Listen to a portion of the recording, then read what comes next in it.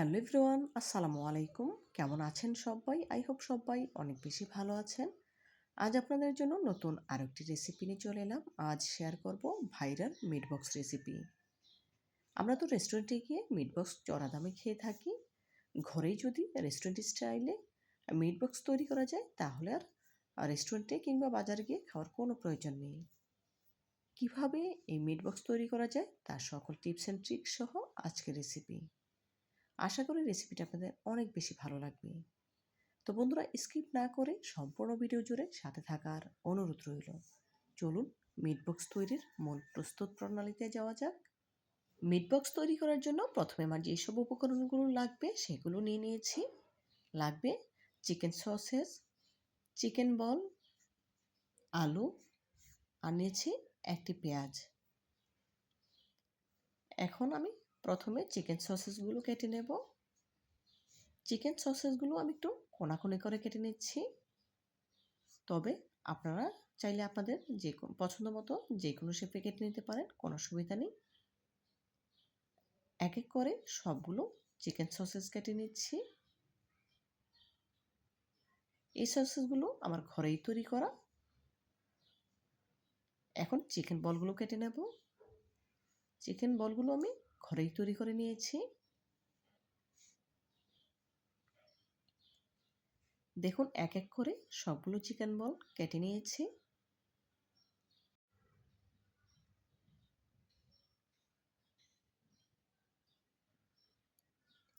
একটি পেঁয়াজ নিয়েছি। পেঁয়াজটা আমি আগে থেকে খোসা ছাড়িয়ে ধুয়ে নিয়েছি। এখন সমান 4 টুকরো করে নিচ্ছি। পেঁয়াজটা অপশনাল, চাইলে আপনারা দিতে পারেন অথবা স্কিপ করতে পারেন, কোনো অসুবিধা নেই। এখন সবগুলো উপকরণ একটি মিক্সিং বোলে নিয়ে নিচ্ছি। প্রথমে দিয়ে দিচ্ছি 1 টেবিল চামচ সয়া সস, দেব স্বাদ মতো লবণ, 1 চা চামচ কালো গোলমরিচের গুঁড়া, 1 চা চামচ চিলি ফ্লেক্স, 1 চা চামচ চিনি, একটি ডিমের অর্ধেক, সম্পূর্ণটা দিতে যাবেন না, অর্ধেক পরিমাণে দিয়েছি। প্রথমে হাত দিয়ে খুব ভালোভাবে মিশিয়ে নেব। দেখুন সবগুলো উপকরণ খুব ভালোভাবে মিশিয়ে নিয়েছি। এই পর্যায়ে এর সাথে অ্যাড করে দেব 2 টেবিল চামচ কর্নফ্লাওয়ার,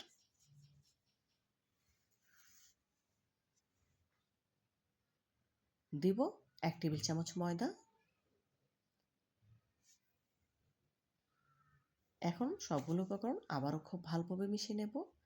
এখানে আমি প্রথমে 1 টেবিল চামচ ময়দা অ্যাড করেছিলাম, পরে দেখলাম বাইন্ডিংয়ের জন্য আরও 1 টেবিল চামচ ময়দা লাগবে, সেজন্য পরে আরও 1 টেবিল চামচ ময়দা অ্যাড করে দিয়েছি। আরও 1 টেবিল চামচ ময়দা দিয়ে খুব ভালোভাবে নেড়েচেড়ে মিশিয়ে নেব। এই কাজটি অবশ্যই হাত দিয়ে করে নেবেন।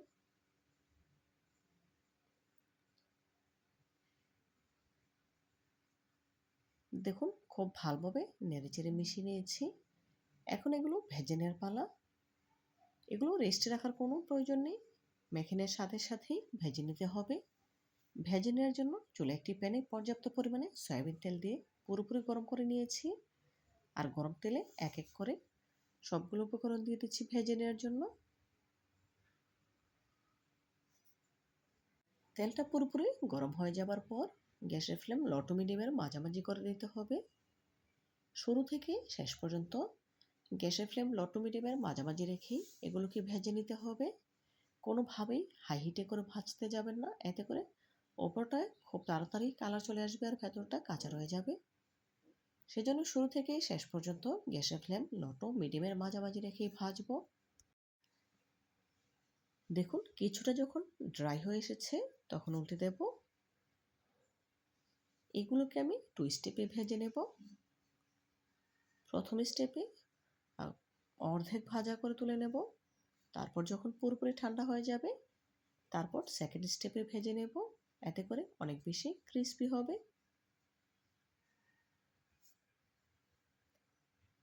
এগুলোকে একবারে ভাজতে যাবেন না, এতে করে মুচমুচে হবে না, অবশ্যই 2 স্টেপে ভেজে নিতে হবে।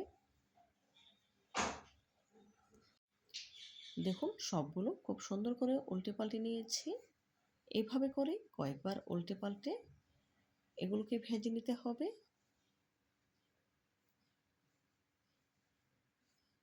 দেখুন আবার উল্টে নিচ্ছি।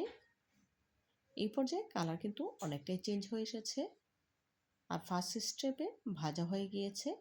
এখন একটি স্ট্রেনারে তুলে এক্সট্রা তেল ঝরিয়ে নিতে হবে। দেখুন স্ট্রেনারে তুলে নিচ্ছি। স্ট্রেনারে তুলে এক্সট্রা তেল ঝরিয়ে পুরোপুরি ঠান্ডা করে নেব। এরই ফাঁকে আমি মেয়োনিজ তৈরি করে নেব। মেয়োনিজ তৈরি করার জন্য এখানে দুটি সিদ্ধ ডিম নিয়েছি, 2 টেবিল চামচ গুঁড়া দুধ, 1 টেবিল চামচ ভিনেগার, 1/3 কাপ সয়াবিন তেল, স্বাদ মতো লবণ, হাফ চা চামচ গোলমরিচের গুঁড়া, 4-5টে দেশি রসুনের কোয়া নিয়েছি।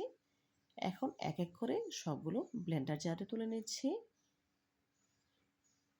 আপনাদের হাতের কাছে যদি ভিনেগার না থাকে সেক্ষেত্রে 1 টেবিল চামচ লেবুর রস অ্যাড করতে পারেন, কোনো অসুবিধা নেই। এক এক করে সবগুলো উপকরণ দিয়ে দিয়েছি। দিয়ে দিচ্ছি 1 টেবিল চামচ চিনি, ব্লেন্ড করে নিয়েছি। এই পর্যায়ে অ্যাড করে দিচ্ছি 3 টেবিল চামচ নর্মাল পানি।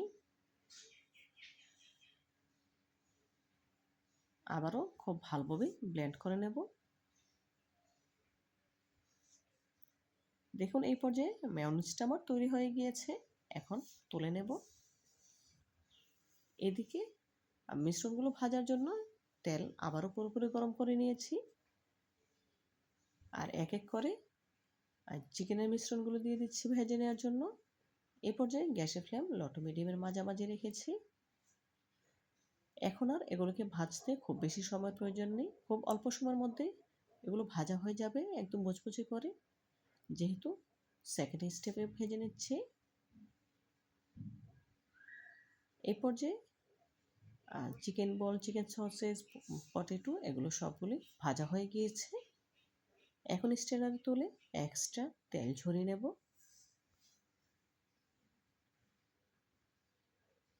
দেখুন কালারটা কিন্তু পুরোপুরি চেঞ্জ হয়ে গিয়েছে, দেখেই বুঝতে পারছেন। এখন স্ট্রেনারে তুলে নিচ্ছি।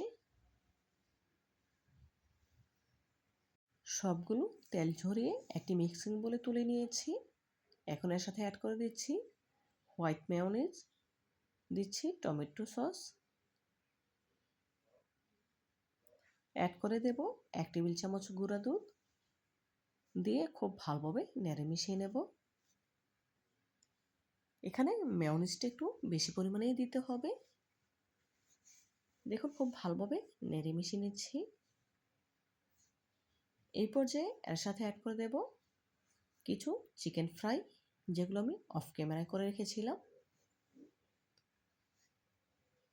দেখুন চিকেন ফ্রাইগুলো দিয়ে দিয়েছি, নেড়ে খুব ভালোভাবে মিশিয়ে নেব। মিট বক্সের এই রেসিপিটা কিন্তু অনেক বেশি টেস্ট আনে মেয়োনিজ, সেজন্য মেয়োনিজের পরিমাণ বাড়িয়ে দেবেন, এতে করে খেতে অনেক বেশি ভালো লাগবে। আমি আরও কিছুটা পরিমাণ মেয়োনিজ অ্যাড করে দিয়েছি।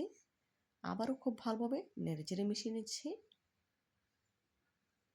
দেখুন ফাইনালি মিট বক্স তৈরি করা হয়ে গিয়েছে।